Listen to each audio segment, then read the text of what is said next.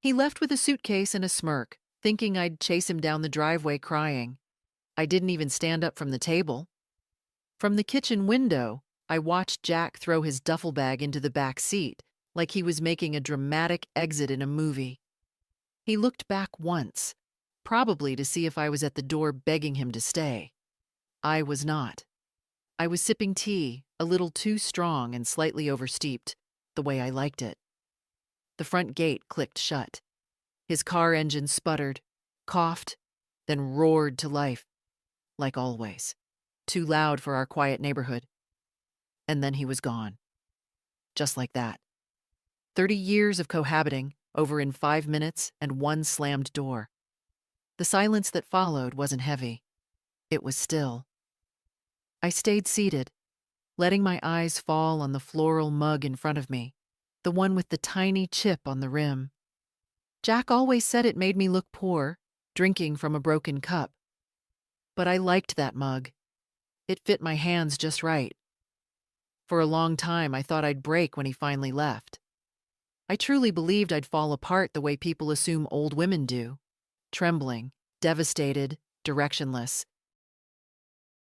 But instead, I reached for the shortbread tin, pulled out a cookie, and enjoyed it in peace.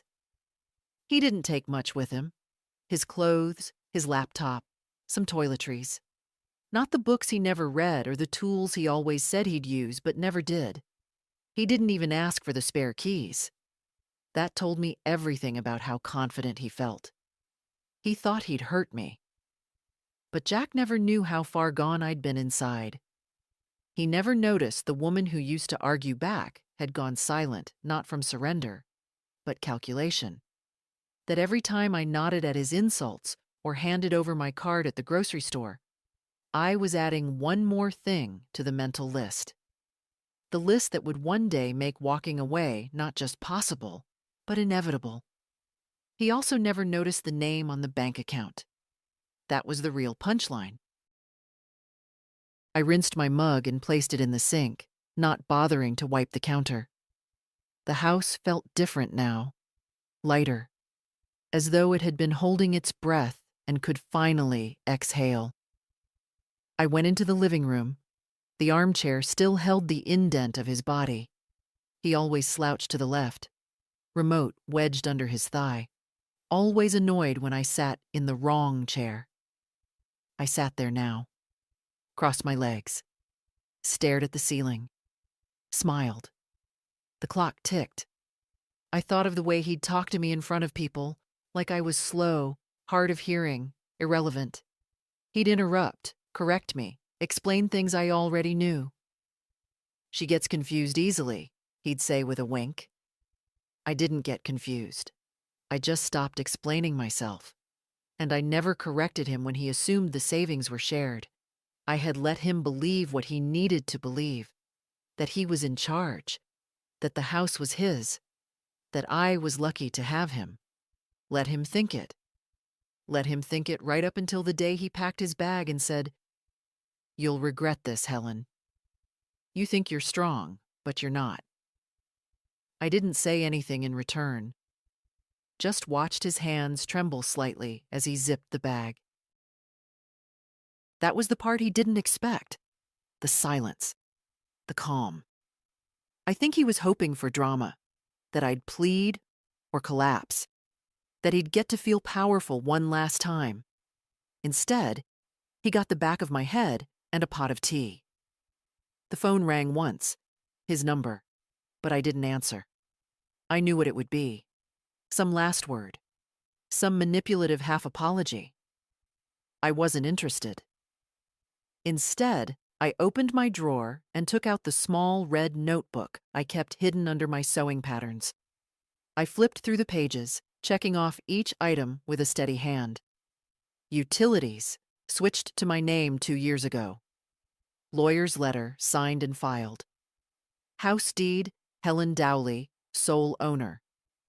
Bank account, opened 3 years ago, Jack not listed. Will, updated last spring. He thought he'd left me stranded. What he didn't know is that I'd been preparing for this departure longer than he had. And now, for the first time in a decade, I could breathe. People say old ladies cry when men leave them. I didn't cry. I didn't even sigh. Instead, I put the red notebook back in its place and fetched the lemon oil from the cupboard. If Jack wasn't here, I could finally polish the sideboard the way I liked, without hearing about useless old lady habits or obsessing over furniture. He never understood that some of us clean not to impress, but to think. As I rubbed the cloth in slow circles, I thought back to the first time I let Jack move in. We weren't young even then. I was 58, a widow with a paid-off house and a modest teacher's pension. He was 62, twice divorced, and had come to the conclusion, as he liked to say, that he needed a woman with a softer heart. I mistook that for something tender. The truth was, he needed a roof, hot meals, and someone who didn't ask too many questions. He moved in gradually. A drawer here, a toothbrush there. Then his recliner appeared in my living room, like a monument I wasn't allowed to touch. I didn't protest. I thought, everyone needs comfort. But his comfort came at a cost. At first, he was charming. He'd wash dishes, fix the screen door, drive me to the post office. Little gestures, but slowly, they stopped. He forgot how to use the dishwasher, claimed the car made his back ache, told me I was better at errands anyway. I remember the exact day I realized he'd stopped doing anything simply because he cared. We were sitting on the porch. It was late autumn, the kind of day when the trees look like they're holding fire in their hands. I brought him coffee, and he took it without looking up. "You didn't use the hazelnut creamer?" he said, annoyed. I said we were out. He sighed loud enough for the neighbors to hear. Then he added, "You know, it's the small things that make a woman worth staying with." I laughed. I don't think he noticed. After that, things shifted. Not quickly, not dramatically. He never shouted or hit me. He was too clever for that. But the slights stacked up, each one no heavier than a feather, until one day they crushed me all the same. He'd mock my shows, criticize my clothes, dismiss my hobbies. "Who are you knitting for anyway?" he'd say. "No one wants handmade junk anymore." I stopped knitting. Not because I believed him, but because I was tired of hearing it. Then came the money. At first, he said he'd handle the bills. I said no. We compromised. I paid from my account, and he gave me cash. That lasted 2 months. Then he stopped having cash, stopped remembering, started saying, "Can't you just cover it, sweetheart?" That's when I opened the separate account. He never asked to see it. He assumed everything was shared, even though I'd never added his name to anything. I wasn't naive. I'd made that mistake in my first marriage. Charles was kind, but careless. When he died, it took me a year to untangle our accounts. I promised myself I'd never put my name on paper with another man again. So while Jack lounged on the porch and bragged to his son about how he built a life with Helen, I met with the bank manager. Quietly, no drama, no fuss, just business. I moved my pension, redirected my Social Security, set up alerts. A few months later, I changed the utilities to my name only. He hadn't noticed. He wasn't watching. Men like Jack don't look down when they think they're standing on you. I oiled the last drawer and stepped back. The sideboard gleamed. I ran my fingers along its smooth edge. Jack hated that sideboard, called it a dust collector. Said we should sell it, get a TV stand instead. I kept it. Some things aren't negotiable. The phone rang again.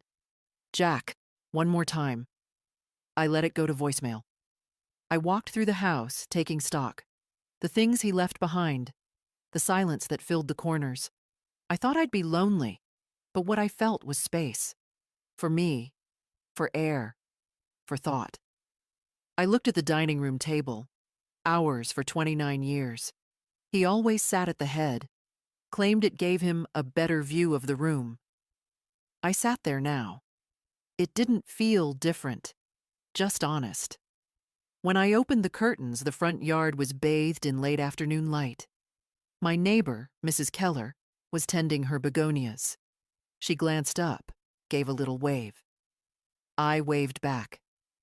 I wondered what she'd say when she noticed Jack's car was gone. Maybe nothing. Maybe everything. He thought I'd be lost without him, but I'd already built the map. He called again the next morning, twice before 9. I let both go to voicemail, then turned the phone off entirely. The weather was nice. Mild sun, cool breeze, just enough to dry the laundry without stiffening the sheets. I stood outside with my basket, pinning the wet clothespins one by one, and for the first time in a long while, I didn't feel watched. Jack always had opinions about laundry. "It's inefficient to hang it," he'd say, even though we had a line out back. "Just use the dryer like normal people." But I liked the rhythm of it. The snap of fabric in wind. The small grace of doing something slowly, deliberately, for no one but yourself. Around noon, I took out the trash and noticed something odd. An envelope sticking out of the mailbox. No stamp, no address. Just my name, in Jack's handwriting. I didn't open it right away. Instead, I made myself a tuna sandwich, cut the crusts, brewed fresh tea. I ate in the quiet, letting the envelope sit on the table like a guest I hadn't invited. After lunch, I opened it. 4 sentences, written in that rushed, jagged scrawl of his. "Helen, let's not be childish. I left to give us both space. I'll be back in a week or 2. We can talk then. Jay." Not a word of apology. Not a trace of regret. Just the arrogance of a man who thought leaving was a tactic, not a decision. I folded the note and slid it into the drawer with the others. This wasn't the first time Jack had gone for a drive to think. Once he disappeared for 4 days without calling, came back with sunburn and the scent of beer on his breath. Claimed he'd visited an old army buddy. I never saw proof of that visit. It used to worry me back then. Now, it was just noise. A man like Jack had never been alone with himself long enough to understand what silence reveals. I doubted he'd last a week wherever he was. Later that afternoon, I heard the tires on gravel. My stomach clenched just slightly, out of habit. But it wasn't Jack. It was his son, Troy. He hadn't changed much. Same 2 white smile, same leather jacket despite the warmth. He used to come around once a year, maybe twice, always around tax season.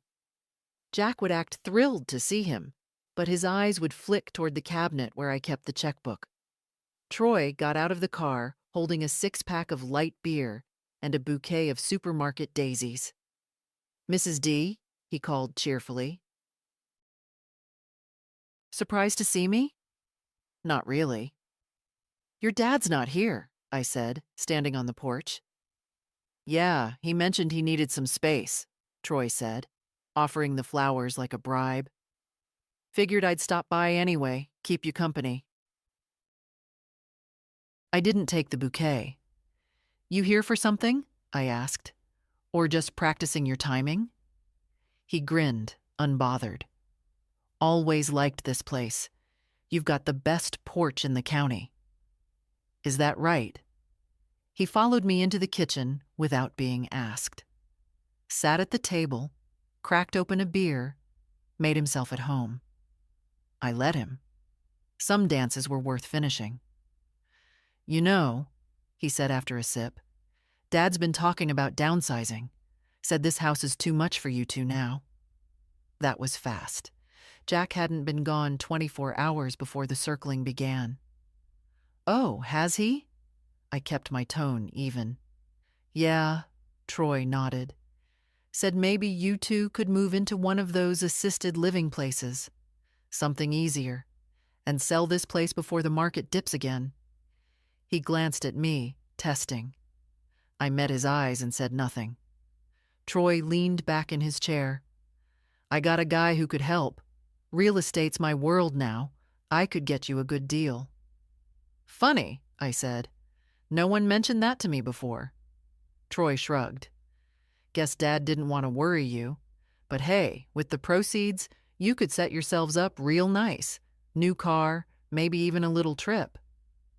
The audacity wasn't even offensive. It was boring. "I'll think about it," I said, then stood. "You want to take those flowers back with you?" He blinked. "No, I brought them for you." "I don't like daisies," I said calmly. "Never have." I didn't walk him out. Just turned and started washing the dishes from lunch. When I looked out the window 10 minutes later, his car was gone. That evening, I opened the red notebook again and made a new list. Change locks. Contact lawyer. Move CDs to safe deposit box. Review house deed again. Jack and his son thought they were ahead of me. They thought I was still the woman who smiled politely and handed over checks.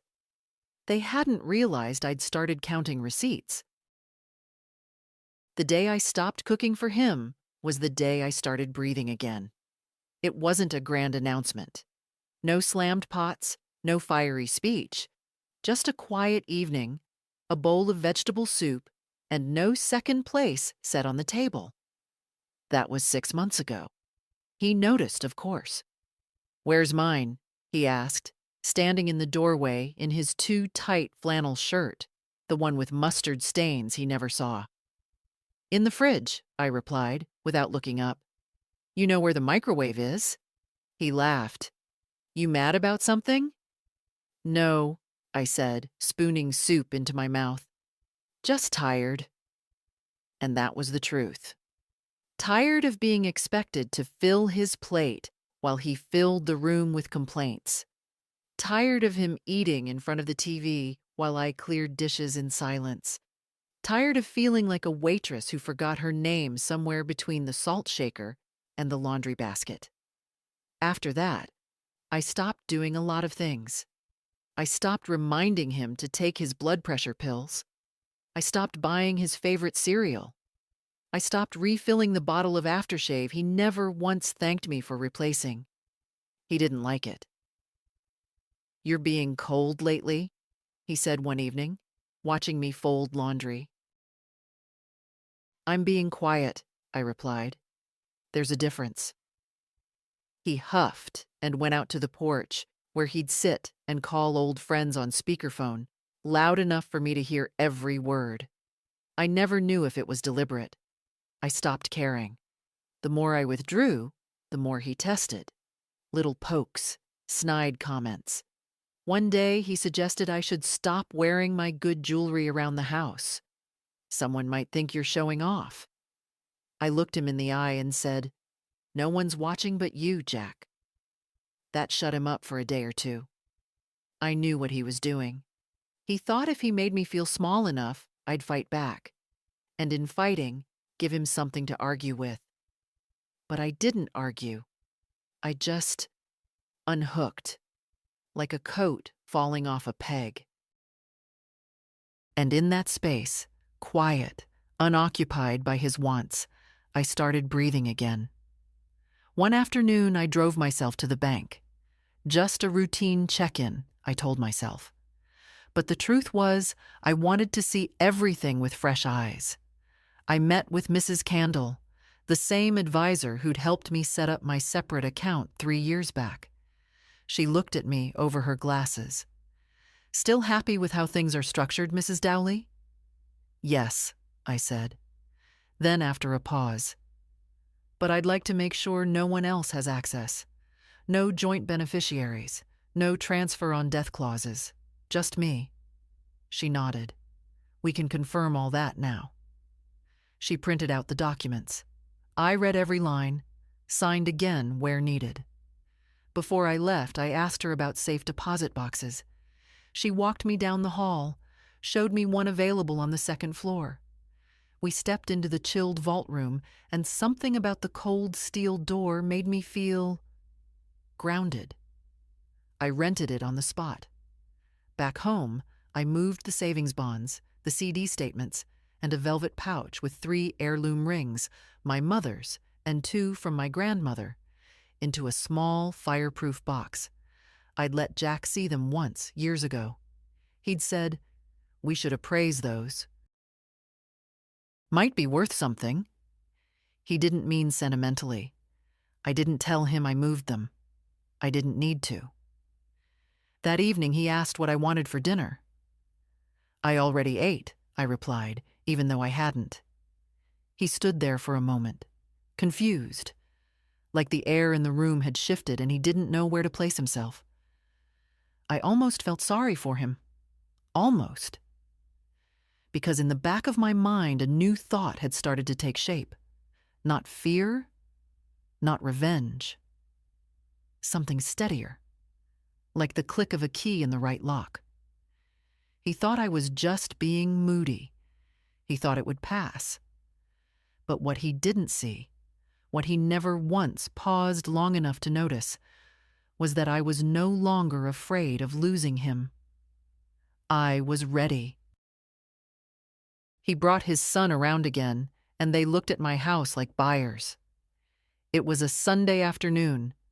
I was clipping dead leaves off my potted geraniums on the porch when I heard the gravel crunch under Jack's tires. He hadn't called ahead. He never did. But this time, he didn't come alone. Troy stepped out of the passenger seat, already grinning like the ending was written. "Still standing, huh?" he said, patting the porch railing as if it were his own elbow. Jack followed with a paper bag of grocery store pastries.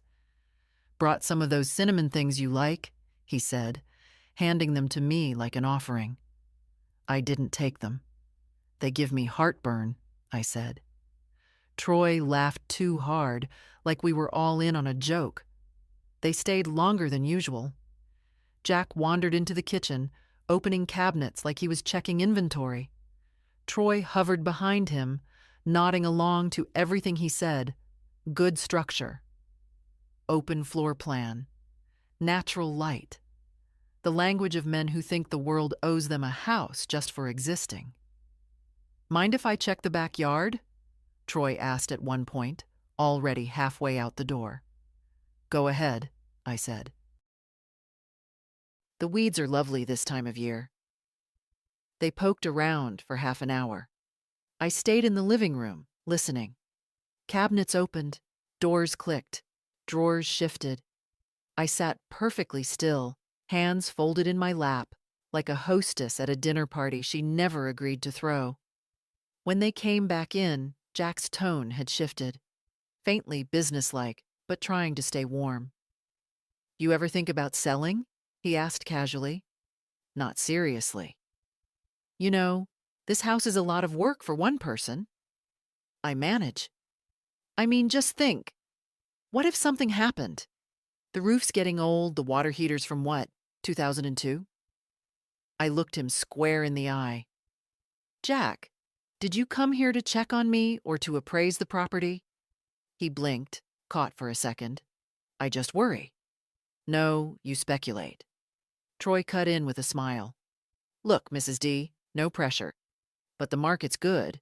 My firm could get you a real deal, maybe even cash buyers. You could move somewhere easier, nicer." "And who'd get this place?" I asked. "You?" Silence. "I see," I said, standing. Jack tried to recover. "Nobody's saying that. Hell, you've lived here how long? 40 years? 43.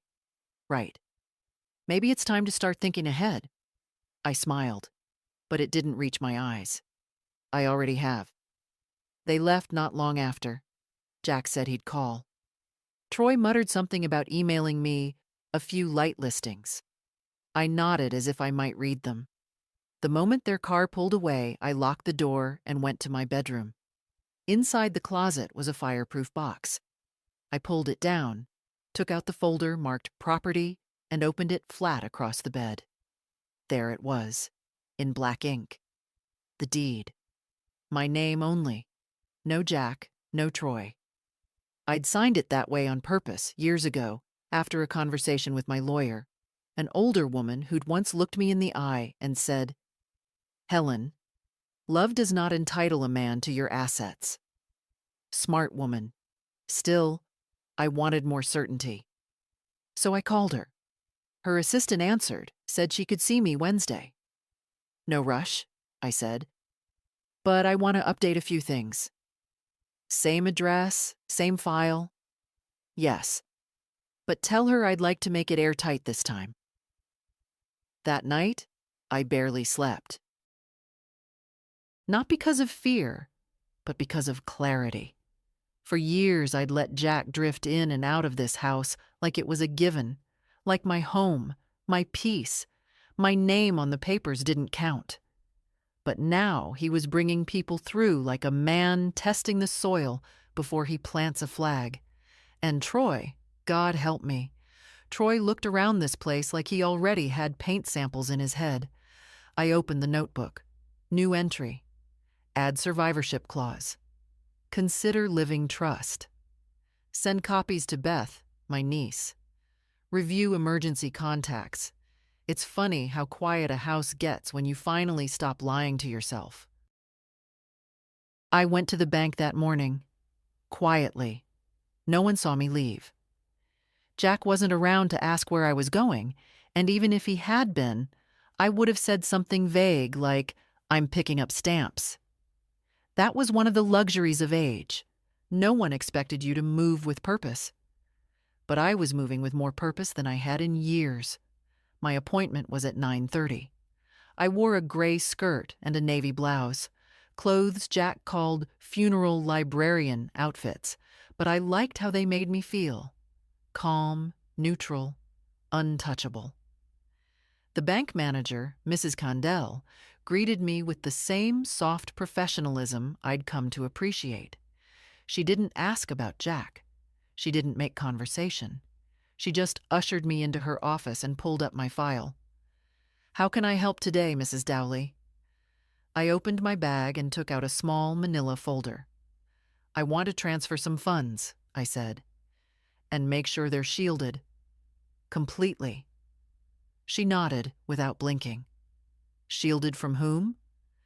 "My partner," I said. "Not legally married, not on any account, but nosy." "Understood." She typed a few things, then printed out 3 forms. "Your retirement is already separate," she explained. "Your investment account, too. But the main checking and savings, those are linked to the household address. If we transfer them to a private client division and flag them as individual, there'll be no statements mailed home, no paper trail, just secure online access." "Good," I said. "Do it." "And do you want to assign a beneficiary?" "Yes, my niece, Beth Langley." She wrote it down. "Anyone else?" "No one else." It took 20 minutes, a few signatures, a new card ordered. She handed me a set of temporary checks and a business card with her direct line. "Anything changes, call me first." I looked her in the eye. "Thank you." "You're not the first," she said gently, "and you're not alone." I walked out of that bank feeling like a woman who had finally stopped asking for permission to live her own life. The air smelled like cut grass and car exhaust. I stopped at the bakery across the street and bought myself a warm roll. No reason, just because I could. Back home, I placed the roll on a plate, made tea, and sat on the porch. From there, I could see the driveway. Still empty. Still mine. Jack had been gone 5 days now. He hadn't tried to come back, but he was calling, leaving voicemails. First polite, then urgent, then quiet again. I didn't listen to any of them. Instead, I opened the envelope from the lawyer. Everything was in motion now, the deed reaffirmed in my name. A revocation of cohabitation privileges, drafted, blunt, perhaps, but legally solid. A trust was being prepared. Beth would be the executor, not because she was family, but because she listened. At 4, I called the locksmith. He arrived the next morning, polite and fast. Changed all 3 locks, front, side, and garage. When he asked if I wanted a copy made for anyone else, I said no. Just the 2 in my purse, and the 3rd for the lockbox. That night, I slept with the windows open. The silence was different now. Not the hollow silence of something missing, but the deep, rich quiet of something finished. The kind that lets you rest. Jack had always said I was the kind of woman who'd fall apart if left alone. I didn't fall apart. I fell into place. He left some papers on the table, folded neatly, clipped together, like it was just mail he forgot to sort. I noticed them the moment I walked into the kitchen. 3 pages, no envelope, resting next to the salt shaker like they belonged there. Jack's handwriting was scrawled across a Post-it. Sign these when you have a minute. Just routine. Routine. That was the word he always used when something wasn't. I sat down.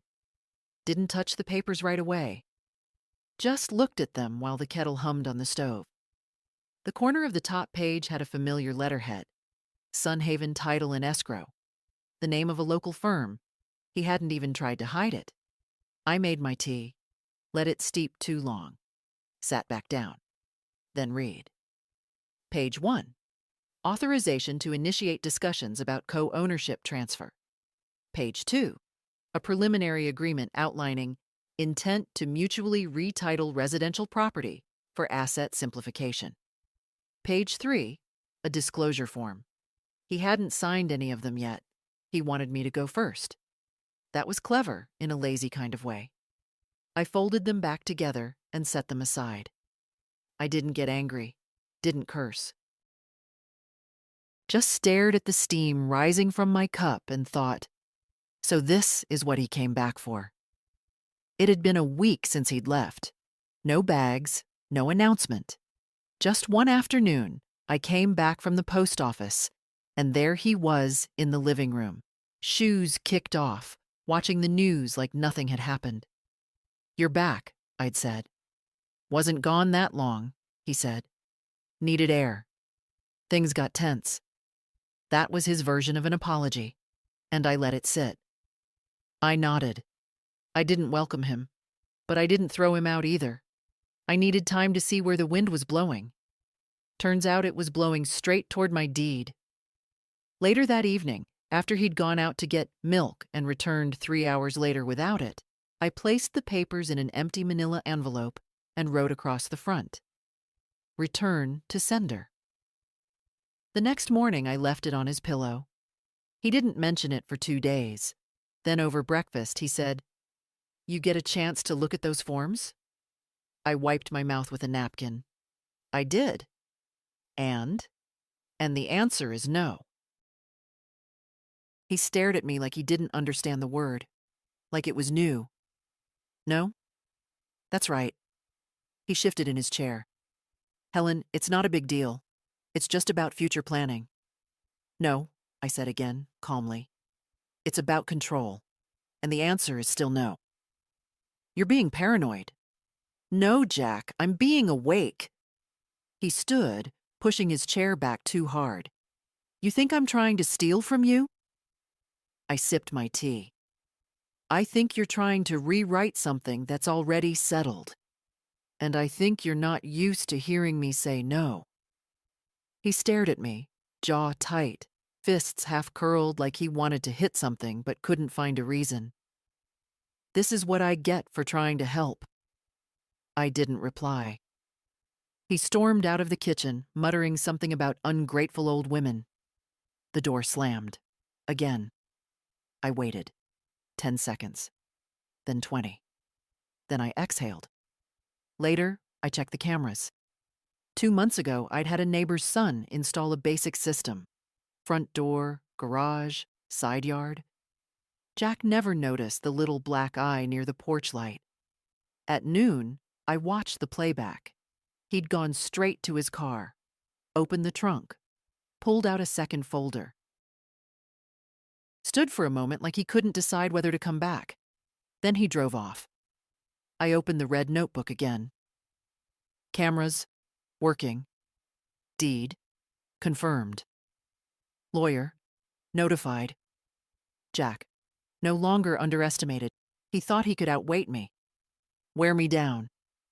But he didn't understand something essential about women like me. We're not quiet because we're weak. We're quiet because we're preparing. He mocked my old clothes in front of the cashier. It was a Tuesday. We were picking up groceries.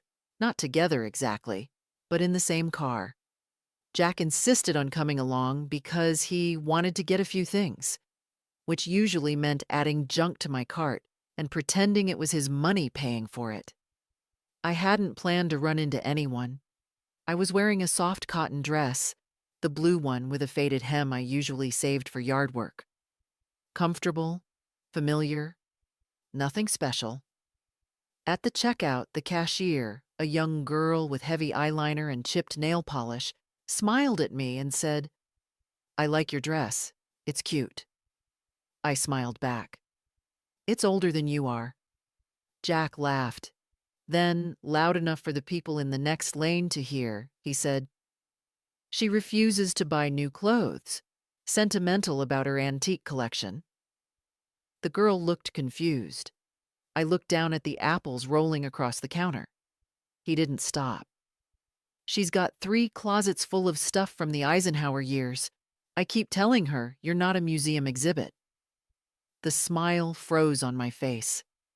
I didn't answer, didn't look at him, just waited for the total, paid in cash, and walked the cart outside. He followed, carrying nothing.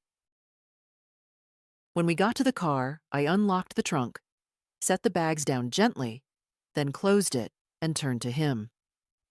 "Do you feel better?" I asked. "What?" "You embarrassed me in front of a 19-year-old. Did it feel good?" "Oh, come on, Helen," he said, rolling his eyes. "It was a joke." "No," I said calmly. "A joke requires someone to laugh." He scoffed. "You're too sensitive." "No, Jack, you're too loud." The ride home was silent. He didn't apologize. I didn't ask. But something inside me tilted, permanently. That night, I went to my study. There's a drawer in my desk where I keep all the important things: birth certificate, tax returns, and a folder marked "Legal," underlined in red. I pulled it out and took inventory. My current will was 4 years old. Simple. Clear. Everything to be divided equally between Beth and the local animal shelter.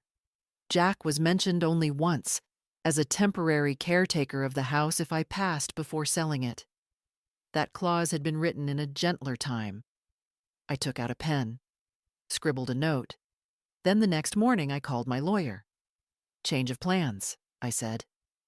"I want him removed entirely, not as executor. Not as temporary anything." "Understood," she replied. "And I want the house to go directly into a living trust, effective immediately. He doesn't live here full time. He's not on the deed. I don't want him able to make a single decision about this property if I'm gone."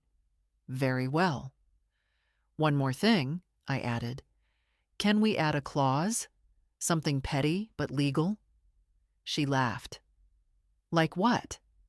"Like a stipulation that he may not enter the property after my death unless Beth is present, or unless he's here to collect a single pre-approved box of personal belongings. Nothing more." "Doable." "Good. Let's do that." That afternoon, I pulled the blue dress from the laundry basket, washed it by hand, let it dry on the line, then folded it gently and placed it at the back of the closet. Not because I was ashamed of it, but because I didn't need to wear it again. I had made my point. To him and to myself. He thought I was still the woman who would smooth over every moment, who would laugh nervously when he insulted me, who would say, "It's fine, Jack, it doesn't matter." But it does. Words matter. So do the small cuts we carry for years, and sometimes the sharpest answer is silence. He booked a cruise with my money. I canceled it before he packed. It was a Friday. Jack had been walking around with that peculiar mix of smugness and fake humility, the kind of mood that always meant he was up to something. He hummed in the mornings, was oddly polite, made coffee, even brought me a cup without being asked. I didn't drink it. By lunch, he'd left his laptop open on the kitchen counter. Not a habit of his. Jack guarded that thing like a banker guarding a vault. But this time, he left it in plain view, unlocked, almost like an invitation.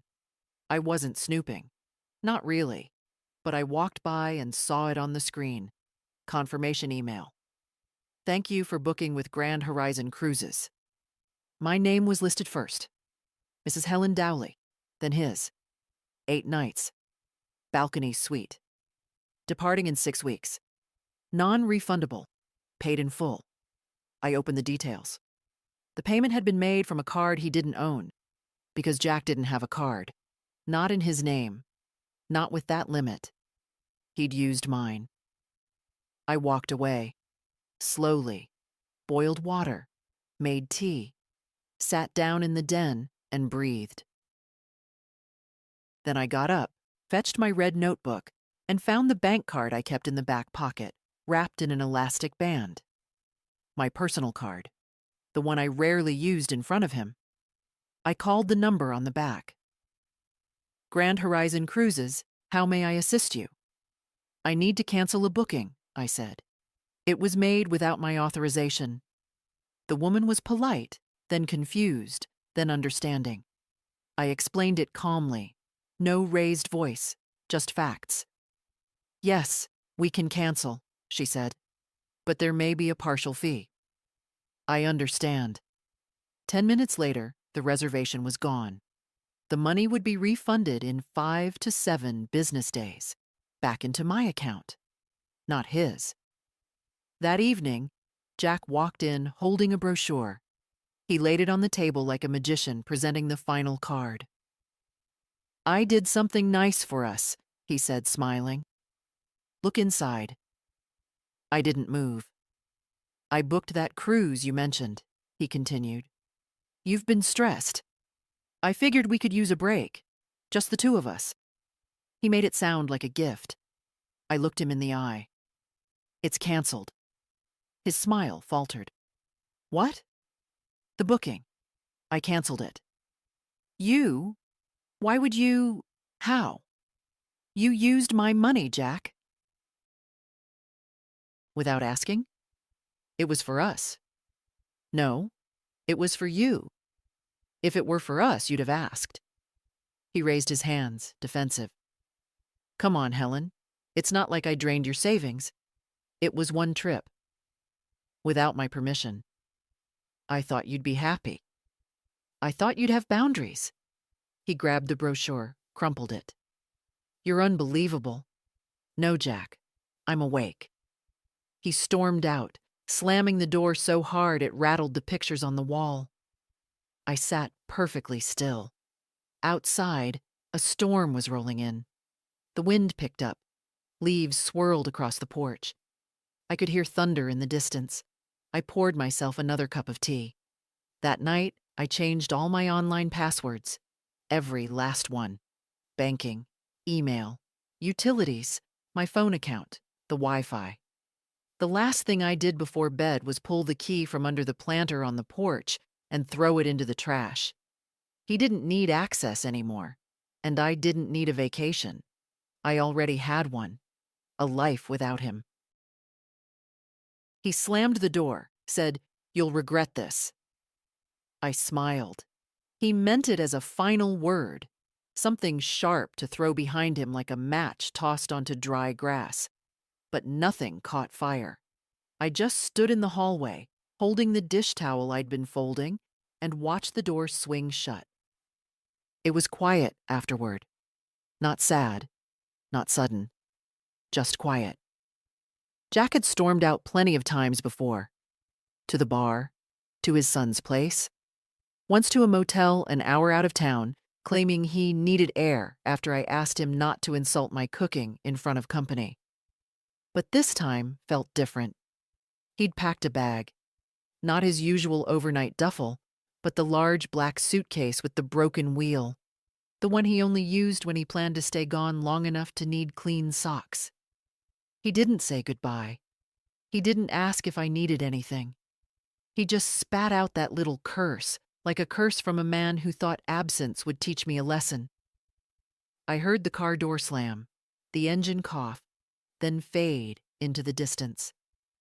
I didn't go to the window. I turned back into the kitchen, rinsed my hands, and made tea. I chose the good mug, the one with the painted violets and the faint chip on the rim. The one Jack always said looked cheap.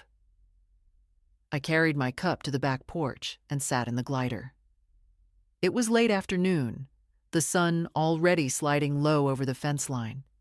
A breeze moved through the trees. The same breeze that used to carry the sound of his voice when he was on the phone out here, complaining to whoever would listen.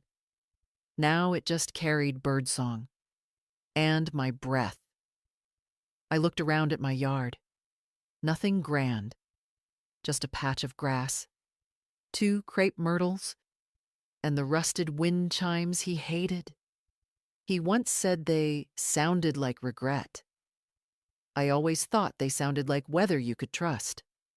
I sipped my tea, thought of nothing, or maybe everything. The groceries were put away, the house was clean, the silence wasn't heavy, it was earned. He'd left thinking I'd panic, that I'd call, that I'd beg him to come back and explain. But I'd already had that conversation with myself. I'd had it every night for the past year. Every time I'd sat through his silence, his cold shoulder, his little criticisms disguised as concern. Every time he'd referred to me as the old lady at the hardware store. Every time he'd said, "You'd fall apart without me." He was wrong. I didn't fall apart. I fell into rhythm. An hour passed, maybe 2. I refilled my cup, watered the ferns, wrote a short note in my red notebook. Jack gone. Left 3:42 p.m. No forwarding address. None requested. When the sun dipped behind the trees, I turned on the porch light and went inside. I made myself a simple dinner. Toast, scrambled eggs, a tomato sliced with salt and pepper. I sat at the table with no second place set. I didn't light a candle. I didn't need ceremony. After the dishes, I opened the hall closet. Inside was the little suitcase I used when I visited Beth. I brought it to my bedroom and started packing, not to leave, but to clear space. Every drawer Jack had used, emptied. Every item folded, bagged, placed by the front door. I didn't throw anything out. I just moved it all to a box. One single box. His shirts, his razor, his second pair of shoes, his prescription bottle he always left in the cabinet, like I was supposed to remember it. In the morning, I'd leave it outside. If he came back for it, fine. If not, the donation truck was coming Wednesday. Either way, it wouldn't stay here. That night, I slept on my side of the bed. All of it was mine now. He came back 3 days later, with a story. I heard the car before I saw it. Same old engine rattle. Same too fast turn into the driveway. I was in the garden, cutting back the hydrangeas. The shears paused in my hand when I heard the door slam. He didn't knock, just walked in like always, keys jingling, voice raised. "Helen?" I didn't answer. He stepped into the backyard, holding his phone in one hand and a half-wrinkled shopping bag in the other. "I brought those ginger biscuits you like. The kind from that place in Cressling." I stood slowly, wiped my hands on my apron. The sun was warm on my back. I didn't say a word. He looked tired, or maybe just unshaven. There was a scuff on his cheek and a sweat stain down the middle of his shirt.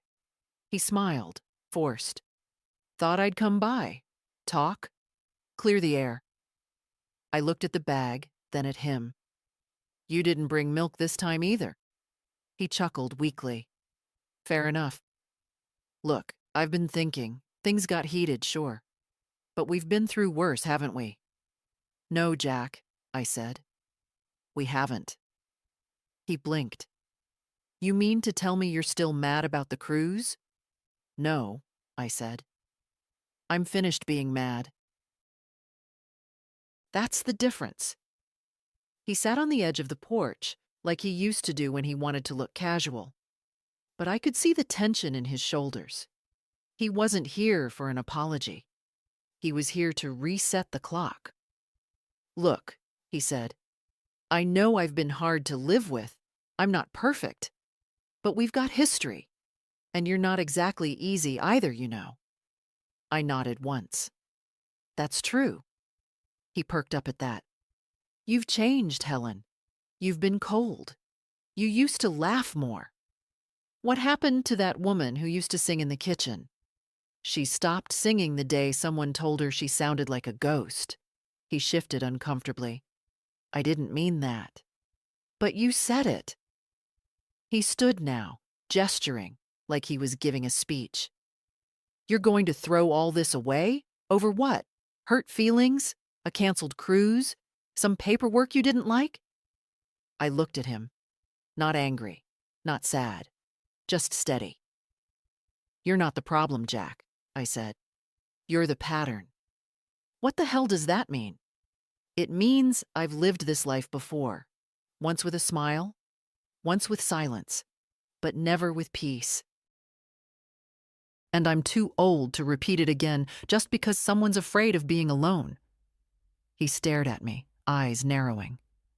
"You'll regret this," he said again, but it sounded thinner this time. More like a habit than a warning. "No," I said. "I won't."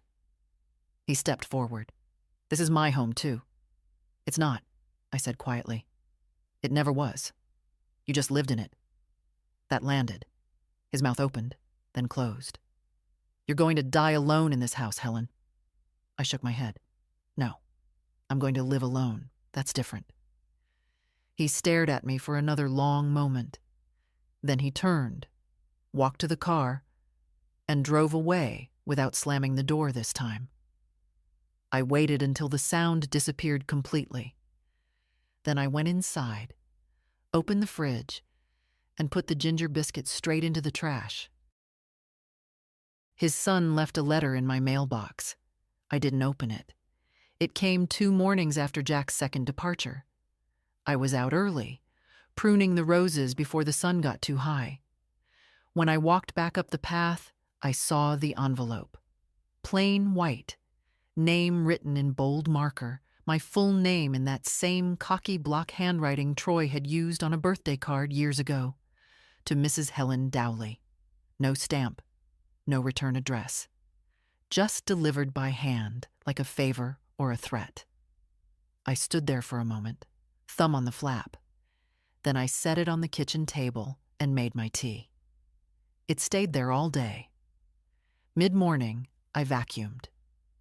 Afternoon, I worked on the quilt I'd neglected for 6 months. Around 3, I went for a short walk around the block, just far enough to feel air on my skin and remember I had legs meant for walking without purpose. The envelope waited. Still unopened. I didn't need to read it. I already knew the script. Troy had always been Jack's echo, louder and with fewer filters. If Jack wanted to manipulate, Troy came to pressure. He'd done it with charm before, bringing cheap flowers, exaggerated concern, leaning on the word we like it held history. We're just worried about you. We want what's best. We can help. But I knew what help meant to them. It meant give us what we think is ours. At dinner time, I moved the envelope to the hall table. By bedtime, I dropped it into the fireproof box without breaking the seal. Let the words stay unread. They had nothing I needed. That night, I sat in the living room with only one lamp on, the same way I had for years. Jack used to say I kept the place too dim. "You're not running a seance," he'd joke. But I liked the soft light. It made the walls feel close in a good way. I opened my red notebook. Envelope from Troy, discarded, unread. No contact from Jack, 48 hours. House quiet. Me, steady. Then I wrote one more line and underlined it. Do not negotiate with people who think your peace is negotiable. The next day, I took out the trash. The box with Jack's belongings had been on the porch for nearly a week, untouched. I carried it to the edge of the sidewalk and set it beside the bins. Donation pickup was due by 10. At 9:15, a blue truck pulled up. Same driver as last time. He nodded, smiled, lifted the box. "House clean out?" he asked. "Something like that," I said. He loaded it gently. When he left, I stood there a minute longer. Nothing dramatic. Just me, the sidewalk, and an open porch. No ghosts. No echoes. Just space. Later, I walked down the hallway and opened the closet that used to be Jack's. Empty now. I'd wiped down the shelves, vacuumed the floor. No scent left, no straggling sock. Just pine wood and silence. It didn't feel like loss. It felt like returned rent. That evening, I got a call from Beth.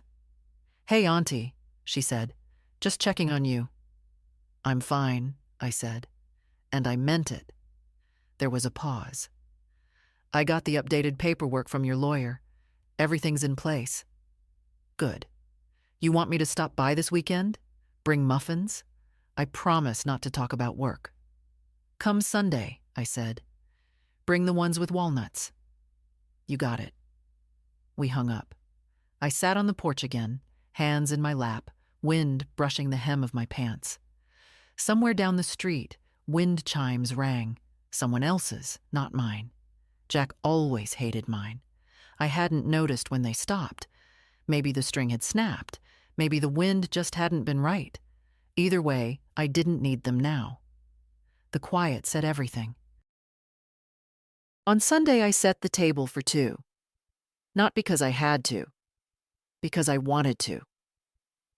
Beth arrived just before noon, holding a paper bag and a vase of marigolds. "You said walnuts," she smiled. "But I added cinnamon. Hope that's not a crime."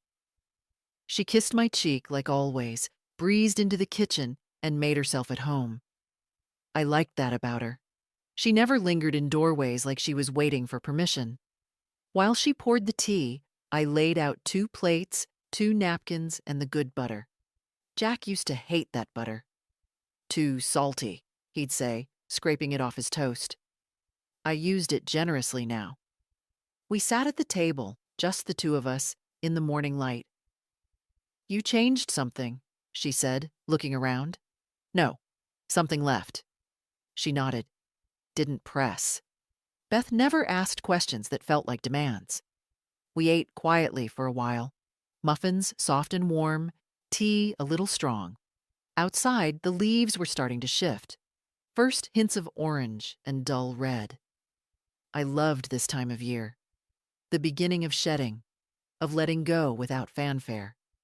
She helped with dishes, wiped the counter, then sat back down with her tea. "I've been thinking," she said. "Careful," I said. "That's how trouble starts." She grinned. "You know how I do design work for those community centers?" "Yes."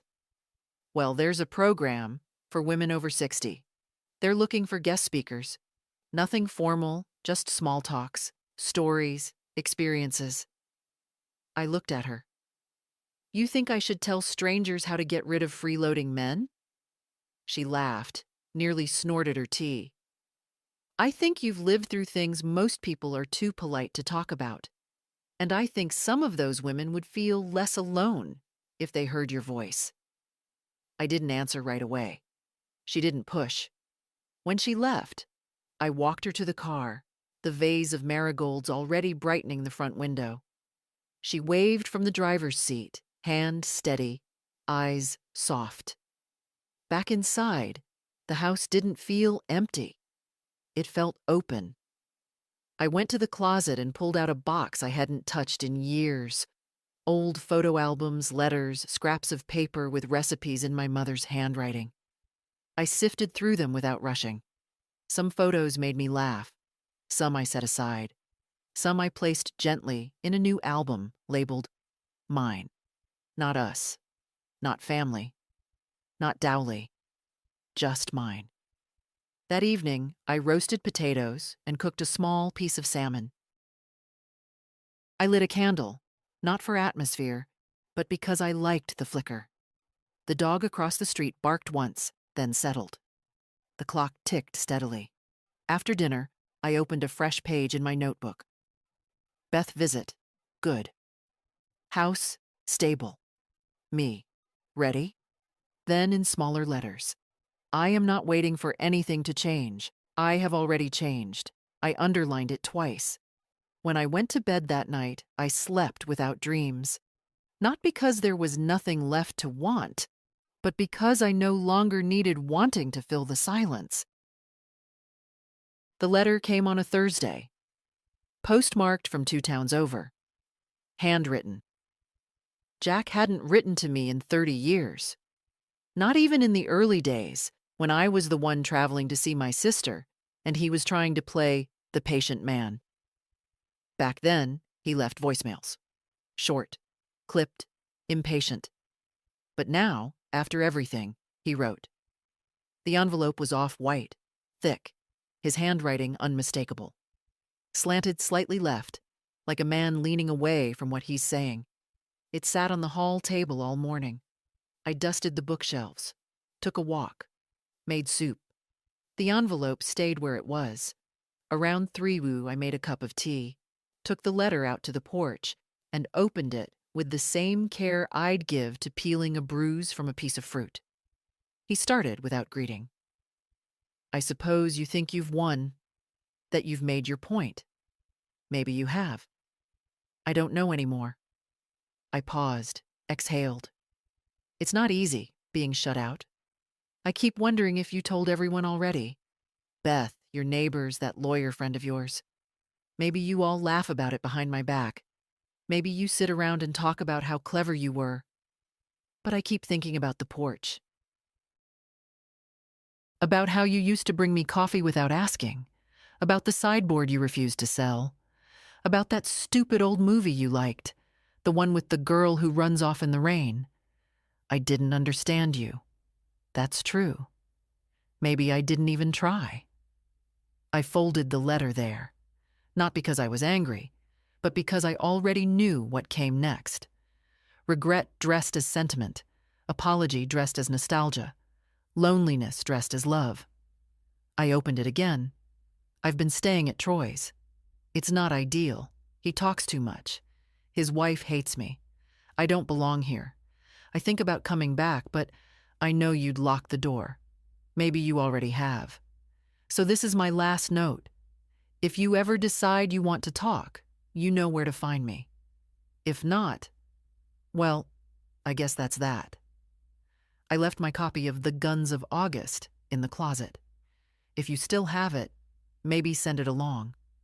Or don't. No closing, no signature. Just the indentation of his hand where he'd pressed too hard on the last line. I folded the letter, took it inside, and laid it gently in the fireproof box. Not out of care, but out of finality. It didn't belong in the trash, but it didn't belong on my desk either. Later, I found the book. Bottom shelf, where I'd moved it months ago while clearing space. Thick, dust-covered, heavy with the false weight of things men think define them. I considered mailing it. Instead, I wrapped it in plain brown paper and drove to the local donation bin behind the gas station. Dropped it in. No note. That evening, I wrote one sentence in my notebook. I don't hate him. Then another. But I will never invite him in again. There was no triumph in that. Just stillness. The kind that comes after the storm has passed, not with sunshine, but with air that finally holds still. I made toast for dinner. Opened a book I hadn't read in years. Lit the good candle. Let the quiet return, not as a defense, but as a guest I finally welcomed. It's been 41 days since Jack left for the last time. The house has stopped remembering him. It's a strange thing, what silence becomes when it's not being used as a punishment, when it's not tense or weaponized or waiting for something. Now it just lives here, like a cat that finally found a sunny patch of floor and doesn't want anything but to stay warm.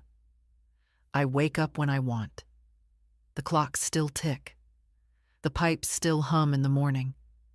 The trees still scrape the side of the house when the wind shifts. Everything is the same, except that it breathes easier.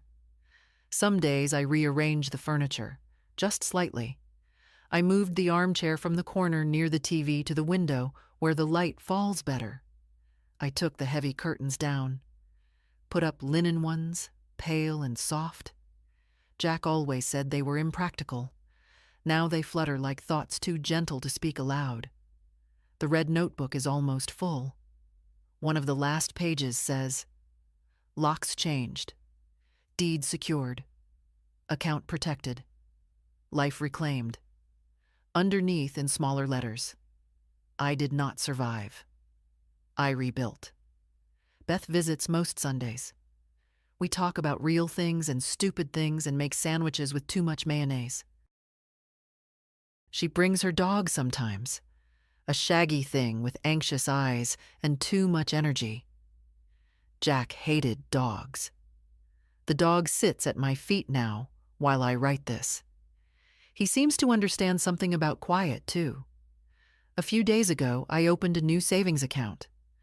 Not because I needed it, but because I liked the idea of creating something with no one else's name on it. I named it Window Fund. Maybe I'll fix the porch windows in the spring. Maybe I'll go to the ocean. Not to run, just to sit. Last night, I went out after dark. No jacket, just a shawl. The sky was clear, full of stars. The kind of night that used to make me feel small. But I didn't feel small. I felt placed. Like someone finally sitting in the right chair after standing too long. I stood in the yard for a long time, listening. No cars, no arguments, no door slams. Just the sound of the wind. And one quiet sentence that came to me, clear as a bell. He thought I'd cry when he left, but I didn't cry. I smiled, not because I won, not because he lost, but because I finally understood something most people never do. Leaving is not the hardest part. Staying gone is, and I did. If you've read this far, maybe you needed to hear it. Maybe you know someone like Jack. Maybe you've sat at a kitchen table and wondered if the silence was your fault. Maybe you've looked at your own hands and thought, this isn't the life I meant to live. It's not too late. You don't need a storm. You don't need permission. You just need one quiet, steady decision. If this story meant something to you, share it. Leave a comment. Tell someone. Or tell no one. Just promise yourself one thing. Don't wait for the door to slam to start your life.